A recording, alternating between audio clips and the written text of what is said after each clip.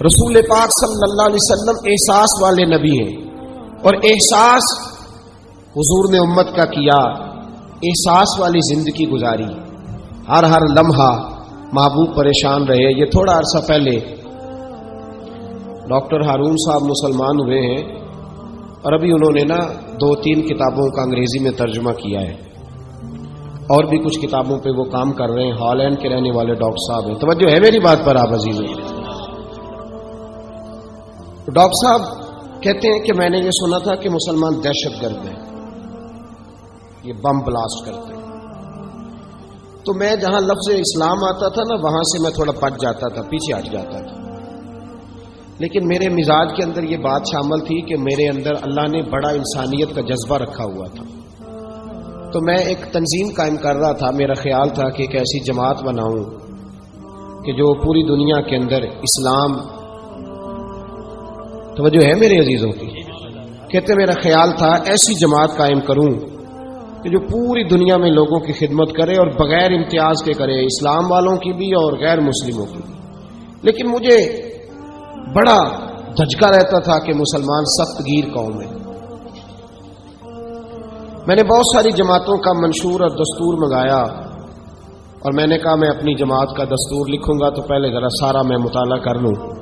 ڈاکٹروں کا ٹیبل ہوتا ہے، اس کے اوپر شیشہ لگا ہوتا ہے، نیچے وہ جو چیز ضروری ہوتی ہے وہ رکھ لیتے۔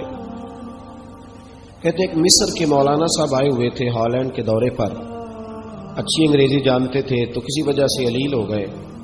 میرے پاس وہ آئے اور انہوں نے دیکھا کہ میں انسانی حقوق پر کچھ لکھ رہا ہوں، کام کر رہا ہوں، تو وہ دیکھ کر کے مجھے کہنے لگے کہ ڈاکٹر صاحب آپ کوئی تنظیم قائم کر رہے ہیں؟ میں نے کہا ہاں۔ تو کہتے انہوں نے ہلکا سا ٹچ دیا، زور نہیں دیا، اور ویسے بھی جو ہلکی بات ہوتی ہے وہ ذرا دل میں جلدی بیٹھ جاتی ہے۔ کہتے ہیں ہلکا سا ٹچ دیا، کہنے لگے اگر کبھی موقع ملے تو میرے نبی پاک کی بھی سیرت پڑھ کے دیکھیں، بس ہلکی سی بات، اور وہ جملہ چھوڑ گئے۔ اعلیٰ حضرت فاضل بریلوی علیہ رحمہ نے لکھا ضروری نہیں کہ تم جو کہہ رہے ہو وہ منوا کے اٹھو، لیکن میسج ضرور چھوڑ دیا کرو۔ جب انسان کے ذہن میں بات ہوتی ہے یہاں سٹاک ہوتا ہے جب بات کا، تو جب وہ کام کرنے لگتا ہے تو ایک دفعہ وہ بات سامنے ضرور آتی ہے، کہہ دیا کرو۔ انہوں نے کہہ دیا کہ ڈاکٹر صاحب ایک دفعہ حضور کی سیرت بھی پڑھ لیں۔ کہتے ہیں میرے ذہن میں بات بیٹھ گئی، مصروف آدمی تھا، زیادہ تو نہیں میں مطالعہ کر سکتا تھا، لیکن میں ایک دن 10 منٹ گھر میں ملے تھے تو میں کمپیوٹر پہ بیٹھا، اور میں نے کہا کہ انگریزی میں جو کتابیں حضور سید عالم صلی اللہ علیہ وسلم کی سیرت کی ہیں ان کو ذرا دیکھتا ہوں۔ تو فرماتے ہیں کہ میں نے نیٹ پہ سرچ کیا، پہلی حدیث آئی اور میں کلمہ پڑھ کے مسلمان ہو گیا۔ حدیث کہاں ہے؟ سبل الہدی والرشاد میں بھی ہے، کنز المال میں بھی ہے، مسند احمد میں بھی ہے، ابن اسحاق میں بھی ہے، ابن اشام میں بھی ہے، اور شاید سیرت کی تمام کتابوں میں آپ کو روایت مل جائے۔ نبی پاک صلی اللہ تعالی علیہ وسلم کی حدیث اور روایت کرتے ہیں حضرت سلمان فارسی رضی اللہ تعالیٰ عنہ، اور ساتھ ہیں سیدنا بلال حبشی رضی اللہ تعالیٰ عنہ۔ فرماتے ہیں ہم گھر سے نکلے، حضور نے فرمایا ذرا جلدی چلو ایک ضروری کام ہے۔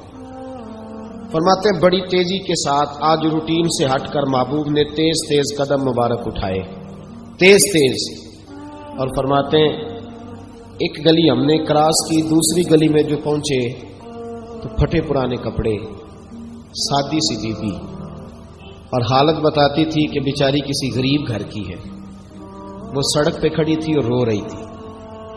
میرے کریم رسول نے فرمایا بلال اسے پوچھو کیا مسئلہ ہے، کیوں روتی ہے؟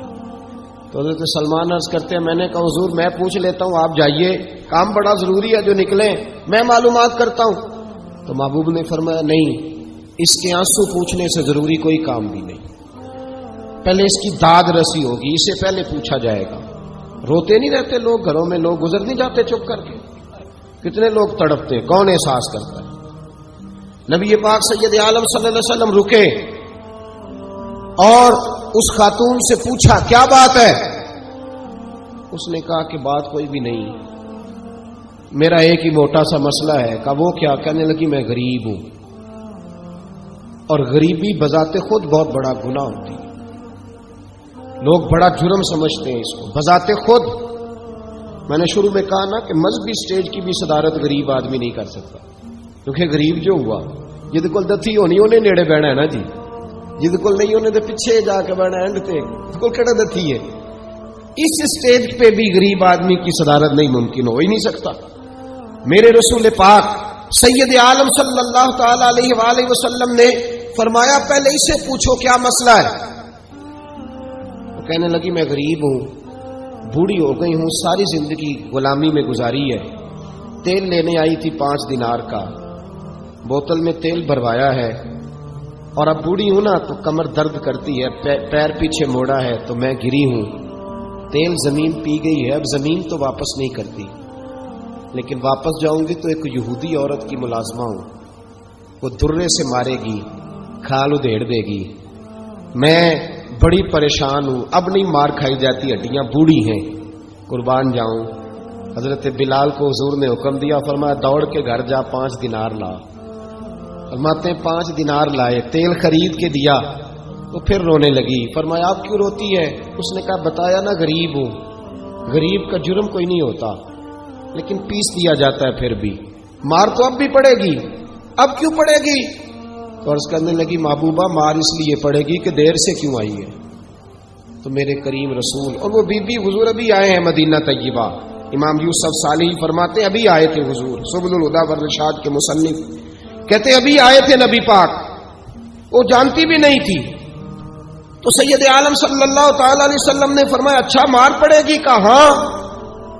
او بھائی کاؤنسلر جو کل آپ کو کہہ رہا تھا نا میں آپ کا خادم ہوں, کاؤنسلر بے گناہ, بلکہ ہمارے SHO صاحب اگر چودھری پہ پرچہ آ جائے تو اس کو ٹیلی فون کر کے پوچھتے ہیں صاحب جی تہاڈے خلاف درخواست آئی ہے, کی کرنا ہے؟ تو غریب آدمی بیچارہ, اس کی غلطی یہ تھی کہ وہ غریب تھا تو اس نے ریڑھی لگا لی چوک میں, اس کو دبوچ کے لے گئے, تینوں پتہ نہیں اتنے نکلوئی دا. تو اس کے پاس کل انویسٹمنٹ ہی 5000 تھی, سارا لے گئے. پھر وہ کاؤنسلر صاحب کے پاس چلا گیا, سر میرے نال چلے آ جائے ذرا, میں تھانے جانا. انہیں کہا گڈی کرائی ہے, پیسے ہیں نہیں, ایویں تھانے جائیے. اب وہ گاڑی لایا, پتہ نہیں کہاں سے لایا ہے, تھانے پہنچا ہے. اور یہ ہے ہمارا حال کہ وہ SHO بھی بیٹھا ہے کرسی پہ اور کاؤنسلر بھی کرسی پہ بیٹھا, اور وہ غریب پیروں میں بیٹھا ہے اور ہاتھ باندھ کے کہہ رہا میری ریڑھی دے چھڈو, میریاں 4 تیاں نے, تو میں شامی کھانا کھڑنا ہے. کدھر گیا امت کا وہ ذوق؟ ساری زندگی نعتیں سننے والوں بتاؤ تو صحیح, نعت نے تاثیر کیا دی ہے روح کو؟ اگر ابھی بھی گھاڑی غریب کے پاس کھڑی نہیں ہوتی تو پھر کیا اثر ہوا ساری زندگی نعت سننے کا؟ میرے مصطفیٰ کریم سید عالم صلی اللہ تعالی علیہ وسلم نے فرمایا اس خاتون سے یہاں کاؤنسلر ساتھ نہیں جاتا, کہتا کر دیا ٹیلی فون, سویرے 9 بجے پہنچ جانا. اور کائنات کی سب سے معزز شخصیت حضرت سیدنا بلال حبشی رضی اللہ تعالیٰ عنہ فرماتے ہیں میرے نبی پاک نے فرمایا بی بی چل میں تیرے ساتھ چلتا ہوں. گویا اللہ کی ساری رحمتیں اس کے ساتھ ساتھ چلنے لگی. اور آگے آگے نہیں, ساری کتابیں پڑھ لو, وہ پھٹے پرانے کپڑوں والی بی بی آگے آگے اور اللہ کے کریم رسول پیچھے پیچھے. ساری گلیاں اس نے پھرائی, مدینے کی صحرا آ گیا.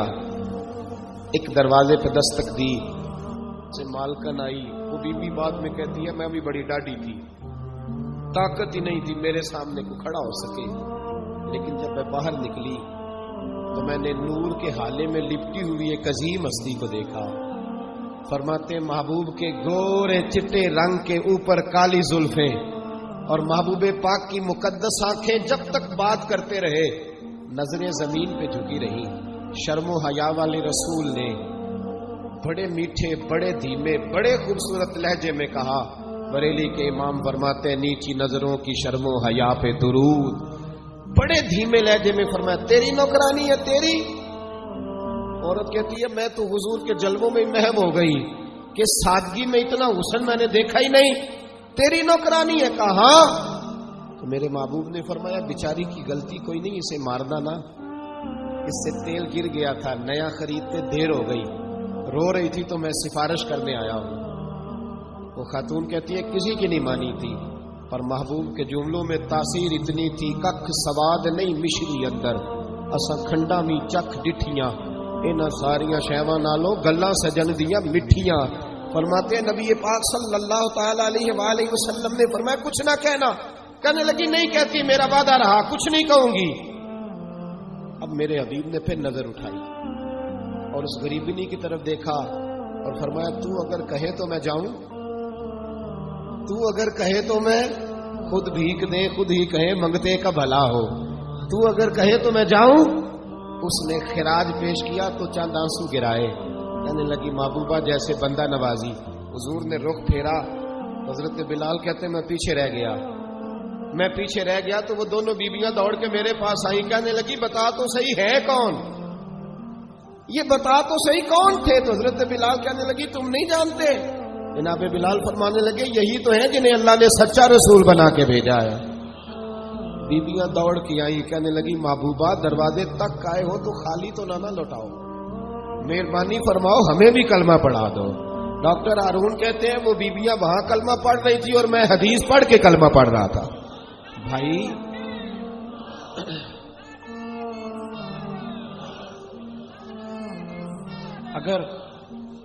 اگر دولت احساس ہے نا پھر تو زندہ ہے. جو زندہ ہوتا ہے اس میں لچک ہوتی ہے، جو مر جاتا ہے وہ اکڑ جاتا ہے. اگر زندگی ہے تو پھر احساس ہونا چاہیے. اگر تیرے اندر زندگی ہے تو پھر احساس ہے، اور اگر تیرے اندر احساس نہیں رہا نا تو پھر زندگی زندہ دلی کا نام ہے. مردہ دل کیا خاک جیا کرتے، احساس سے مربت پیدا کر. تھوڑا سا دائیں بائیں بھی دیکھے.